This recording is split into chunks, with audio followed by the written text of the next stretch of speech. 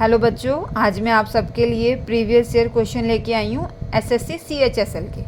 ठीक है, first question है, आपको एक मैथमेटिकल स्टेटमेंट दी गई है और उस पर कंडीशन दे रखी है कि मल्टीप्लाई और डिवाइड सिंबल्स को इंटरचेंज करना है। इंटरचेंज मीन्स मल्टीप्लाई की जगह पे डिवाइड करना है और डिवाइड की जगह पे मल्टीप्लाई करना है।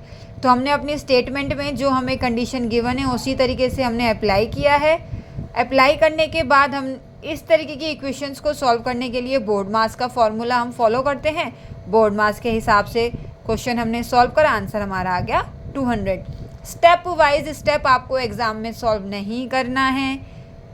आपको इस तरीके के क्वेश्चंस को सॉल्व करने के लिए, अपनी स्पीड को बढ़ाने के लिए, सबसे पहले मैथ्स में आप टेबल अच्छे से करें, उसके बाद प्रैक्टिस करें। जैसे जैसे आप प्रैक्टिस करेंगे आप ये सारी कैलकुलेशंस ओरली इजीली कर सकेंगे। सेकंड क्वेश्चन है 96C3 is equal to 32, 288C8 is equal to 36, 408C6 is equal to what. आपको ये फाइंड आउट करना है। सबसे पहले हम देखेंगे कि C तीनों स्टेटमेंट में कॉमन है, यानी इसका कोई यूज़ नहीं है। ऐसा नहीं है कि हर एक क्वेश्चन में ऐसा होगा, किसी में इसको यूज़ भी कर सकते हैं, लेकिन इस क्वेश्चन में इसका यूज़ नहीं है। फिर हमें देखना है कि 96 और 3 में क्या लॉजिक है, 288 और 8 में क्या लॉजिक लगा रखा है। उसी हिसाब से उसी लॉजिक को हम 408 और 6 के बीच में लगाकर अपना आंसर निकाल लेंगे। हमने देखा है 96 को 3 से डिवाइड करने पे 32 आया, 288 को 8 से डिवाइड करने पे 36 आया। सिंपल, इसमें डिवीज़न लॉजिक लगा हुआ है। तो फिर मैंने क्या करा है, 408 को 6 से डिवाइड करके आंसर ले आई हूँ, 68 आ गया है। इस तरीके के लॉजिक को जल्द से जल्द पहचानने के लिए हमें प्रैक्टिस की बहुत ज़रूरत होती है। जितने ज़्यादा आप क्वेश्चंस करेंगे, नए नए लॉजिक आपको पता चलेंगे कि किस किस लॉजिक पे बेस हमारा क्वेश्चन आ सकता है। नेक्स्ट क्वेश्चन है मिरर इमेज पे। एसएससी में मिरर इमेज, वाटर इमेज पे क्वेश्चन डेफिनेटली आता ही आता है, 1 नंबर का या 2 नंबर का। ठीक है, आपको कुछ नहीं करना है। मिरर इमेज में बस लेफ्ट हैंड साइड की चीज़ों को राइट हैंड साइड में पहुँचाना है और राइट हैंड साइड की चीज़ों को लेफ्ट हैंड साइड में पहुँचाना है। जैसे कि आप देख रहे हैं, दोनों क्वेश्चन ही इमेज पे डिपेंड है। आपका ये किसी वर्ड पे भी आ सकता है, लेटर्स पे आ सकता है, अल्फ़ान्यूमेरिक कॉम्बो में आ सकता है, नंबर्स पे आ सकता है। आपके इस पेपर में इमेज पे आया हुआ है। ठीक है, आप दोनों इमेजेस को ध्यान से देखना। हमने इसमें क्या करा है, राइट हैंड साइड की चीज़ को लेफ्ट हैंड साइड में पहुंचाया है और लेफ्ट हैंड साइड की चीज़ को राइट हैंड साइड में। ओके, नेक्स्ट क्वेश्चन है, आपको 4 ऑप्शन गिवन है। ये टॉपिक आता है आपका क्लासिफिकेशन के अंडर। क्लासिफिकेशन में क्या होता है, आपको 4 ऑप्शन गिवन होते हैं, उसमें से आपको odd one out find out करना होता है। यानी कि 3 ऑप्शन में सेम लॉजिक लगा हुआ होगा और 1 ऑप्शन में वो लॉजिक नहीं लगा होगा, वही हमारा आंसर होगा। जैसे कि अब हम देख सकते हैं इसमें BCD में सेम लॉजिक को यूज़ किया गया है। फर्स्ट नंबर को 4 से मल्टीप्लाई किया गया है तो सेकंड नंबर जनरेट हुआ है। 1595 को 4 से मल्टीप्लाई करेंगे तो 6380 जनरेट होगा। 2685 को 4 से मल्टीप्लाई करेंगे तो ये वाला नंबर जनरेट होगा। इसी तरीके से अगर 2125 को 4 से मल्टीप्लाई करेंगे तो 8500 आएगा, लेकिन उसमें ऑप्शन क्या दे रखा है, 8600। तो हमारा आंसर क्या हो गया है, A option 2125-8600। Clear. Question number 6, हमें स्टेटमेंट गिवन है, pen is related to author then X is related to. ये वाला टॉपिक आता है एनालॉगी के अंदर।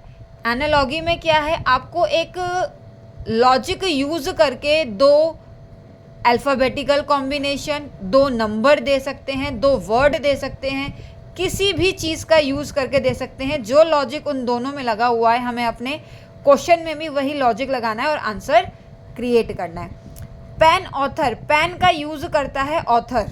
ठीक है, तो एक्स का यूज़ कौन करता है, अब देखिए, टीचर तो नहीं करेगा, शेफ भी नहीं करेगा, वुड कटर, कॉबलर भी नहीं करेगा। तो आंसर क्या आ जाएगा, would cutter. Okay, next question है, गर्ल को लिखा गया है QWNL, तो कैप्ट को कैसे लिखा जाएगा। सिंपल, हमने सबसे पहले क्या करा है, गर्ल के नीचे QWNL उसका कोड लिख लिया है। उसके बाद हमने क्या करा है, वर्ड का और उस वर्ड के कोड में जितने भी लेटर्स यूज़ किए हैं उनके पोजीशन नंबर लिख लिए हैं। उसके बाद देख के, नंबर्स को देख के मुझे ये पता चला है कि इसमें 5 का इंक्रीमेंट किया गया है, लेकिन कब? लेटर्स की पोजीशंस को शफल करके, लेटर्स की पोजीशन को शफल करके। तो इसी तरीके से देखिए मैंने कैप्ट में निकाला है, लेटर्स की पोजीशन को शफल करा है, फिर उस पोजीशंस में 5 ऐड कर दिए हैं और उसके बाद मैंने अपना कोड निकाल लिया है YUJP। ओके, नेक्स्ट फिर से ये क्लासिफिकेशन पे बेस्ड क्वेश्चन है। आपको 4 ऑप्शन दिए गए हैं, बनाना, ग्रेप, एप्पल, कॉलीफ्लावर। बनाना, ग्रेप, एप्पल तीनों क्या है? फ्रूट्स की कैटेगरी है। कॉलीफ्लावर क्या है? हमारी वेजिटेबल है, तो ये आपका कॉलीफ्लावर आंसर हो जाएगा। 9th क्वेश्चन, ये आपका वेन डायग्राम के ऊपर है, इस पर कुछ नहीं है। आपको ये फिगर गिवन है, ट्राइंगल आपका ब्लू कार्ड्स को रिप्रेजेंट कर रहा है, सर्कल आपका ब्लैक कार्ड्स को रिप्रेजेंट कर रहा है, रेड कार्ड आपका रेक्टेंगल रिप्रेजेंट कर रहा है। अब इस फिगर पे बेस आपके क्वेश्चन आ सकते हैं। आपसे इस पे बेस पूछा गया है एग्जाम में question, how many red cards are here. इसमें रेड कार्ड्स कितनी है? खाली रेड कार्ड, आपको कोई स्पेशल कंडीशन नहीं दी गई है। तो हम क्या करेंगे, रेक्टेंगल में जितने भी नंबर्स हैं उन सबको ऐड कर देंगे। ठीक है, 14 + 5 + 6 + 8 इन सबको ऐड करा तो आंसर आ गया मेरा 33। आपसे पूछा जा सकता है right the number which represents the black car, blue car and red cars, यानी कि वो उस नंबर को रिप्रेजेंट करना है जो तीनों कार्ड्स को रिप्रेजेंट कर रहा है। तो हम उस नंबर को लिखेंगे जो तीनों फिगर्स में आएगा, तो वो नंबर है हमारा 5, तो 5 उसका आंसर हो जाएगा। इस फिगर पे बेस जो जो क्वेश्चन आएंगे वो हमें आंसर देने। क्वेश्चन आ सकता है कि वो नंबर बताएं जो रेड कार भी है और ब्लू कार भी है, तो अब हम उस कॉमन नंबर को रिप्रेजेंट करेंगे जो ट्रायंगल और रेक्टेंगल में दोनों में है। आपका आंसर आ जाएगा 6। क्लियर हुआ? नेक्स्ट क्वेश्चन फिर से एनालॉगी पे है, tea is related to cup. अब मुझे गिवन ऑप्शन में से उसी ऑप्शन को चूज करना है जो मेरे क्वेश्चन में दिए गए स्टेटमेंट को फॉलो कर रहा है। कप में हम क्या पीते हैं? टी। ठीक है, क्या पल्प में पेपर? नो। प्लेट में फूड? ड्रिंक में मिल्क पीते हैं? नो। वाटर में ग्लास पीते हैं? नहीं। हमारा ऑप्शन डी भी हो सकता था, अगर होता वाटर ग्लास तब तो वो इसको फॉलो करता, लेकिन उसने क्या करा है, वर्ड्स की पोजीशन को चेंज कर दिया है, ग्लास और वाटर कर दिया है, तो वो गलत हो गया। तो हमारा ऑप्शन कौन सा सही है? B, food plate.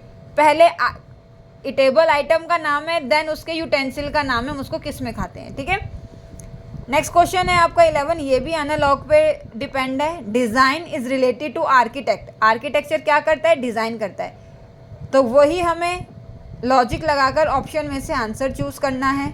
आंसर होगा आपका बी, कारपेंटर क्या करता है? फर्नीचर को बनाता है। ठीक है, और आप सारे ऑप्शन देख सकते हैं, उसमें आपको कुछ भी नहीं दिखेगा। बुक, पोयम, पोयम क्या बुक बनाती है? नो। पोइट क्या शूज बनाते हैं? नो। न्यूज़पेपर क्या एडिटर बनाता है? No no no no.